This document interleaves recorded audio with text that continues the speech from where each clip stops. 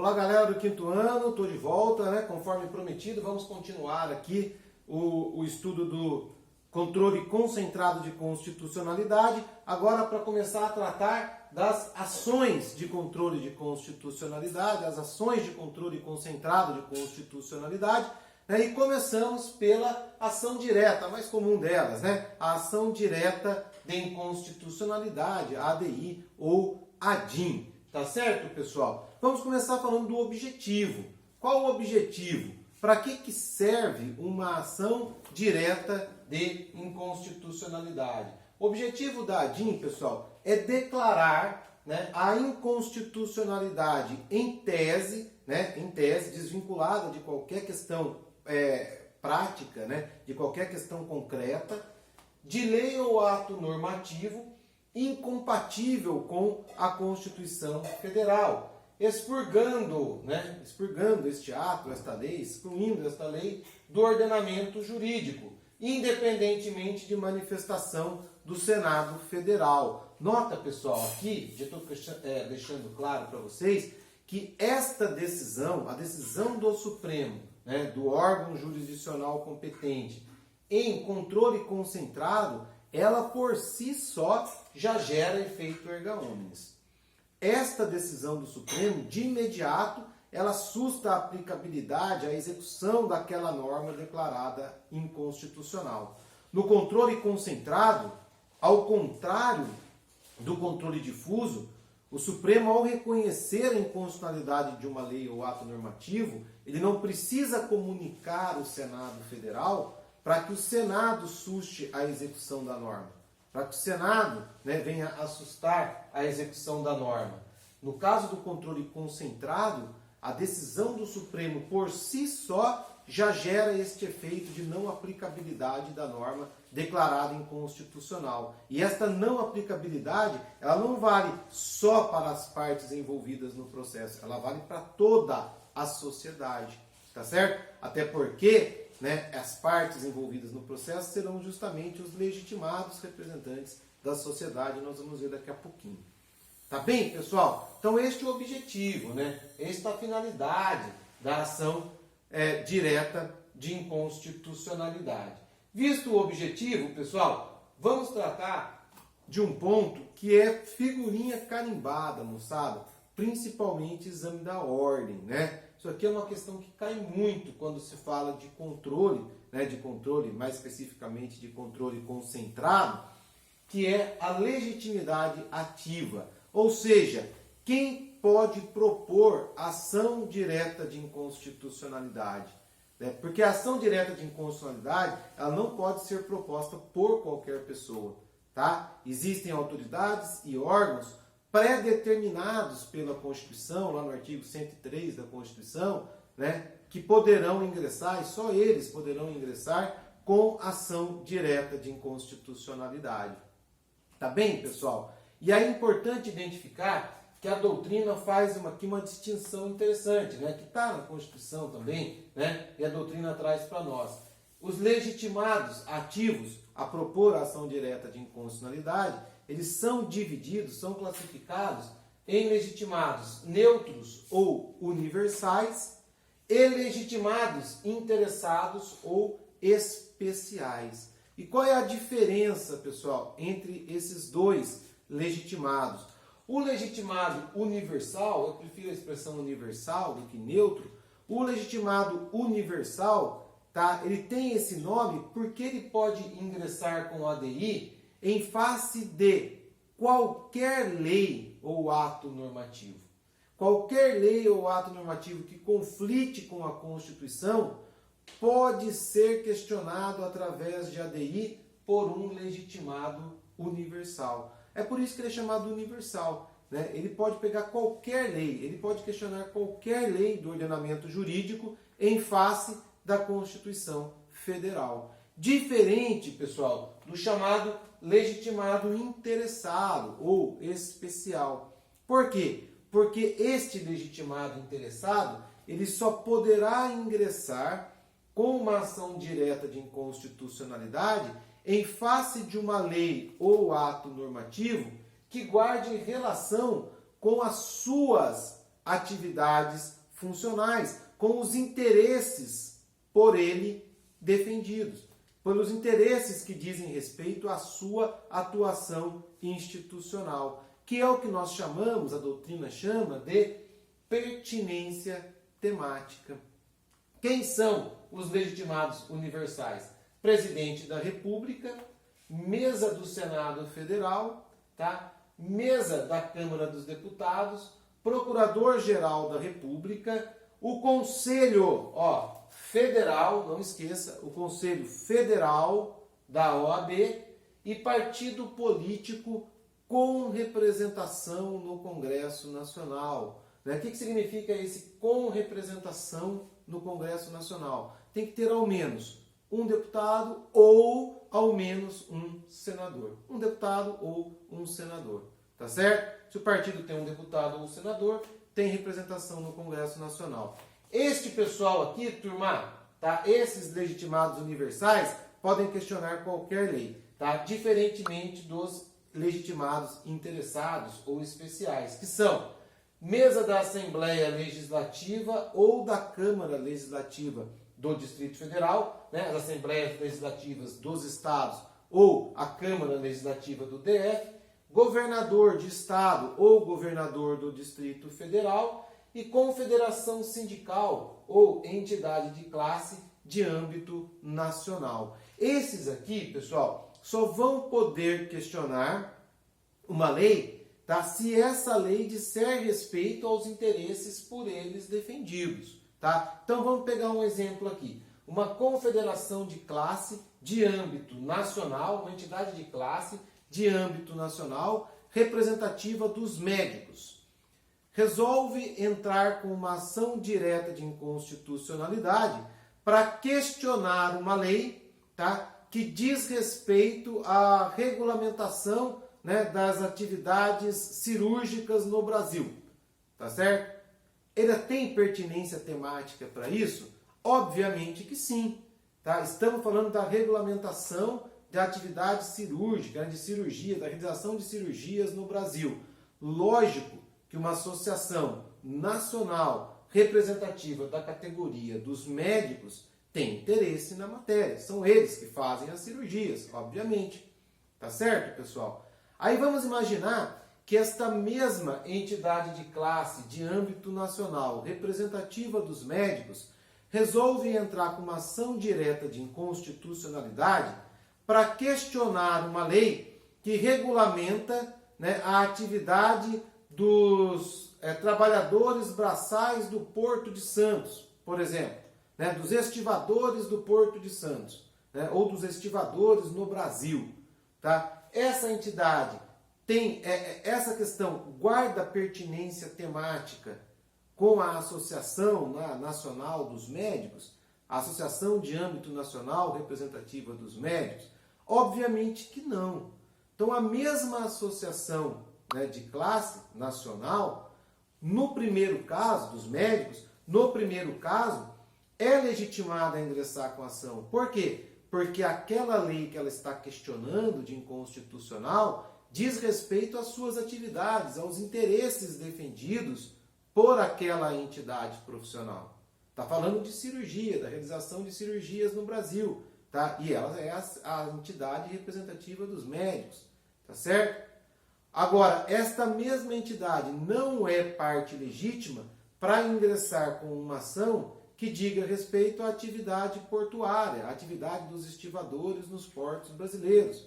Tá certo, pessoal? Por quê? Porque ela não representa essa categoria, não diz respeito a esta associação. Ok, turminha? Tá? Há uma lei que vai alterar, sei lá, a cobrança do imposto de importação de produtos para a pesca. Né? O que a Associação dos Médicos Nacional tem a ver com essa lei que mudou as regras de tributação, né, da importação de produtos de pesca no Brasil? Tá? Aí não tem a tal pertinência temática. Tá certo? Então, esses legitimados aqui, ó, só podem questionar a inconstitucionalidade de uma lei ou ato normativo que de alguma forma diga respeito à sua atuação. Tá bem, pessoal? Então, muito cuidado que isso cai bastante, ok, turma? Tá? Sobre legitimidade ativa, ainda, algumas observações importantes que a gente não pode deixar de fazer. Primeira, pessoal, Supremo Tribunal Federal, né, considera, né, que somente confederações sindicais constituídas por, no mínimo, 3 federações sindicais serão consideradas legitimadas para a ADI.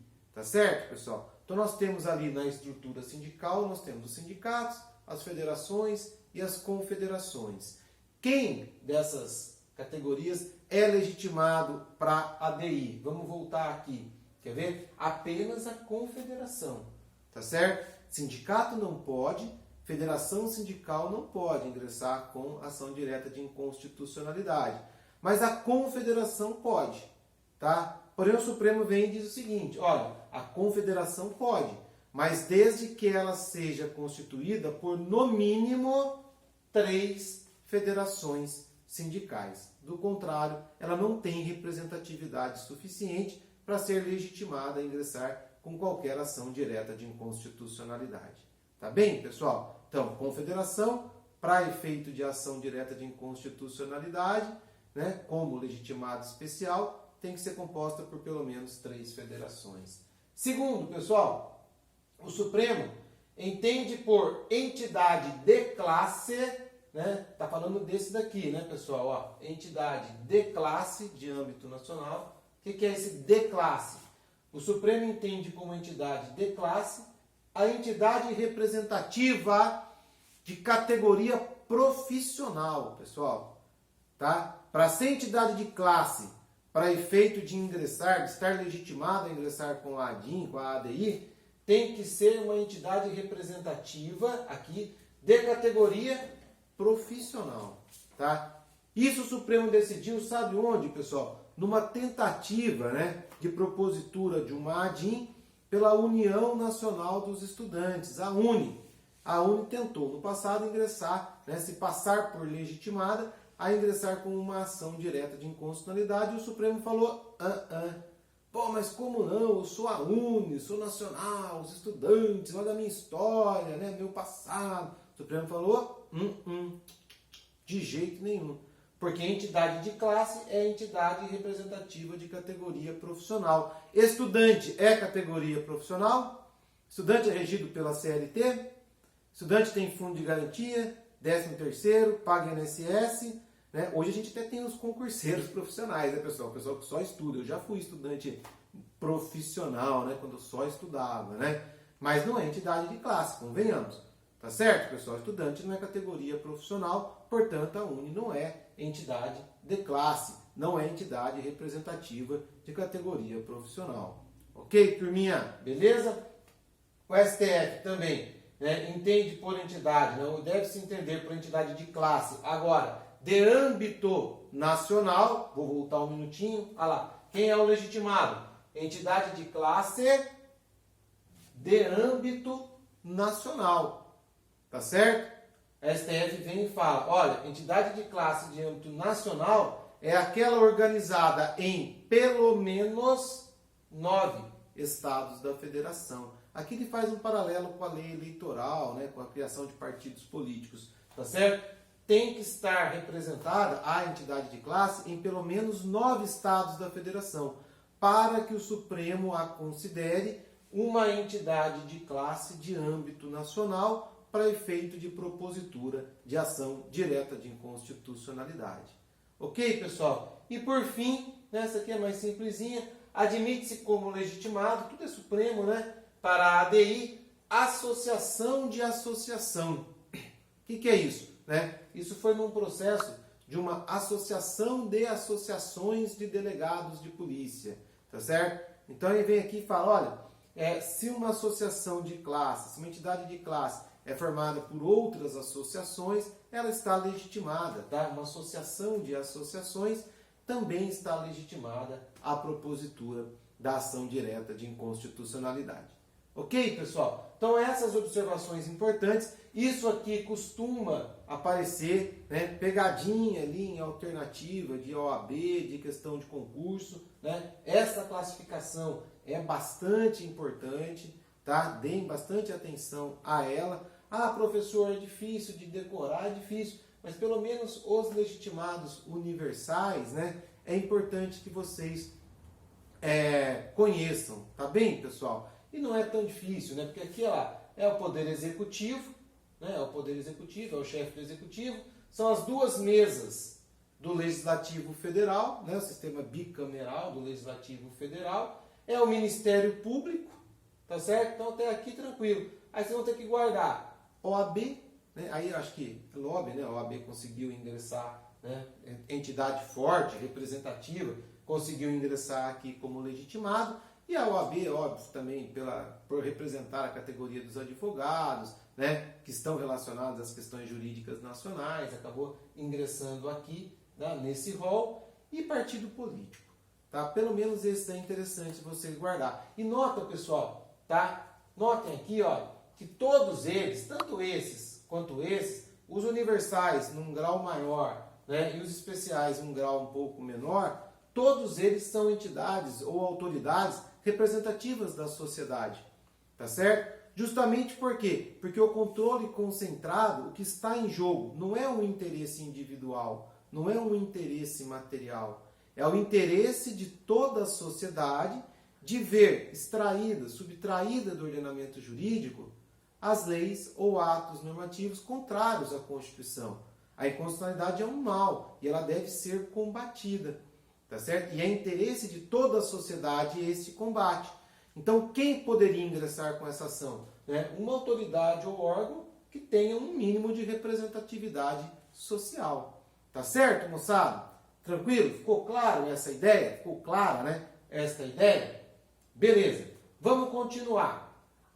O amicus curiae, pessoal. Quem é o amicus curiae? Isso aqui é interessante. O amicus curiae é a sociedade aberta dos intérpretes da Constituição. O amicus curiae está previsto lá no artigo 7º, parágrafo 1º, da Lei 9868 de 99, que é a lei que regulamenta, né, a ação de controle de constitucionalidade e outras ações também de controle. Tá? Quem é esse amicus curiae, pessoal? O amicus curiae é a pessoa ou entidade que, não sendo parte, né, não sendo integrante, né, do processo, auxilia o Supremo, oferecendo a ele, à Corte, sua interpretação, né, como um partícipe no processo, né, como um partícipe representante da sociedade aberta dos intérpretes da Constituição. Vamos lá, pessoal, vamos tentar entender isso. A ideia na criação do amicus curiae é democratizar a interpretação da Constituição, tá? Essa ideia, pessoal, quem defende, né, quem introduz isso daí, né, é o Peter Haber, né? Ele cria uma teoria, que é a teoria da chamada Sociedade Aberta de Intérpretes da Constituição. O Haber ele diz o seguinte, olha, a Constituição ela é uma norma jurídica, mas também política. Ela é a carta política fundamental de um país.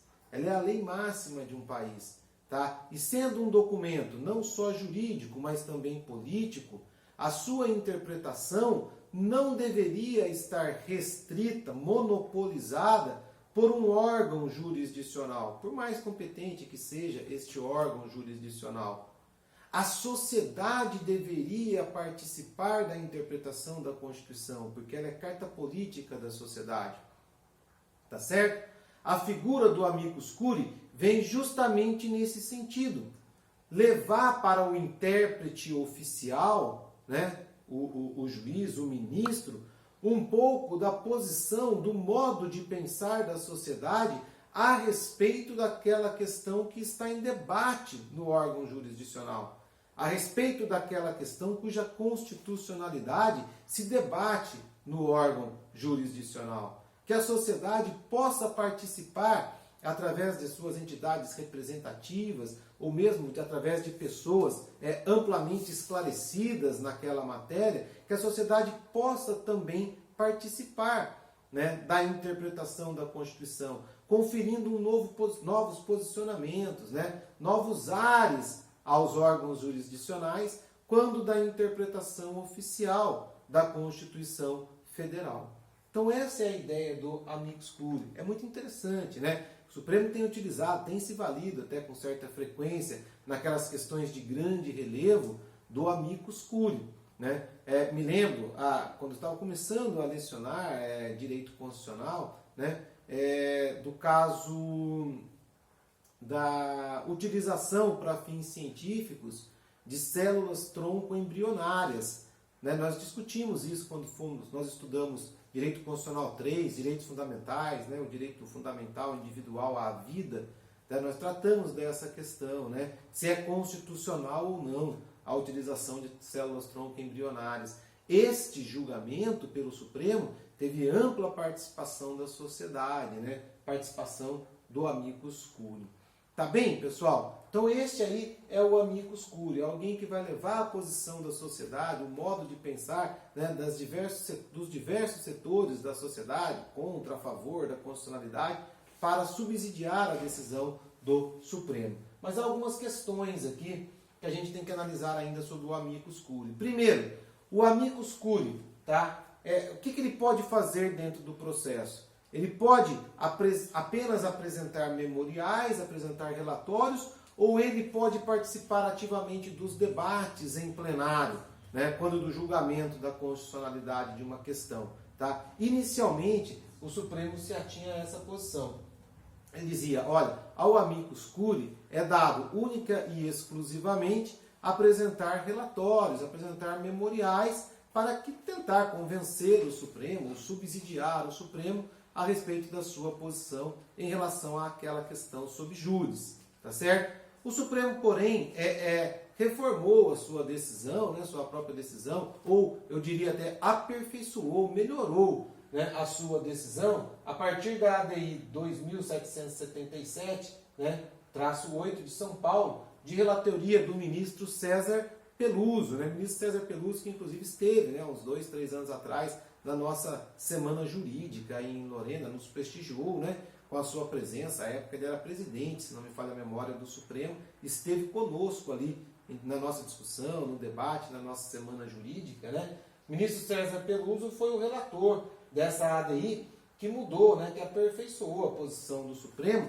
para permitir que o amicus curiae participasse também dos debates, tá? Não apenas apresentasse memoriais. E qual a alegação? Olha a inteligência, pessoal, né? Qual a alegação? A partir do momento em que eu só permito ao amicus curiae apresentar memoriais, a sua posição fica restrita aos ministros do Supremo Tribunal Federal. A própria sociedade não tem conhecimento da posição do seu representante, do amicus curiae, tá certo? Temos que levar isso ao conhecimento da sociedade. Ainda mais, diz o ministro, agora que as sessões, mais modernamente, que as sessões do Supremo são transmitidas pela televisão, são transmitidas pela internet, tá? Esses julgados passam, a partir dessa ampla divulgação, a ter um importante, diz o ministro, papel educativo, tá certo? Informar de fato a população a respeito das grandes questões jurídicas do país. Então não teria lógica eu pegar o amicus curiae, aquele sujeito que vai levar, aquela autoridade que vai levar, né, o posicionamento de uma parte da sociedade a respeito da questão sub judice e enclausurar essa opinião dentro de um memorial, dentro de um relatório, né? Ele precisa estar nos debates, ele precisa, né, falar para todo mundo, para que toda a sociedade, não é a sociedade aberta, né, dos intérpretes da Constituição, para que toda a sociedade tome conhecimento do papel, da atuação do amicus curiae. Então, muito legal, né, pessoal? Isso aqui já está consolidado hoje no Supremo Tribunal Federal, tá? E o amicus curiae pode recorrer, pessoal? Tá? Essa é uma questão que ainda não está consolidada no Supremo. Tá? Essa existe uma divisão no Supremo. Tá? A posição predominante é que ele não pode recorrer. O amicus curiae não pode impetrar recurso, tá? À exceção, né, do recurso impetrado em face da decisão que inadmitiu a sua intervenção, a sua participação. Então, o único recurso cabível ao amicus curiae seria o recurso em face da decisão que lhe negou a própria condição de amicus curiae, né, da decisão que negou a sua participação naquele processo. Tá certo? Essa é a posição predominante. Há outras posições, o ministro Marco Aurélio, por exemplo, fala da possibilidade de embargos de declaração, né? Então isso ainda tem, é questão que ainda há divergência no Supremo Tribunal Federal.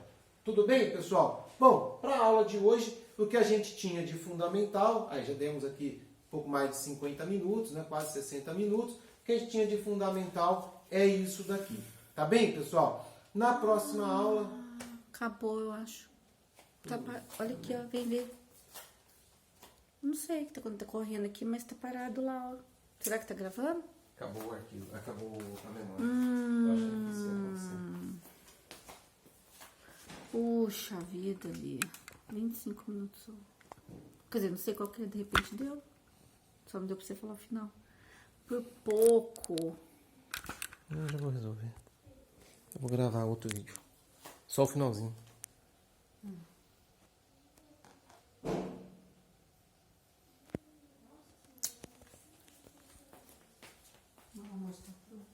Nada me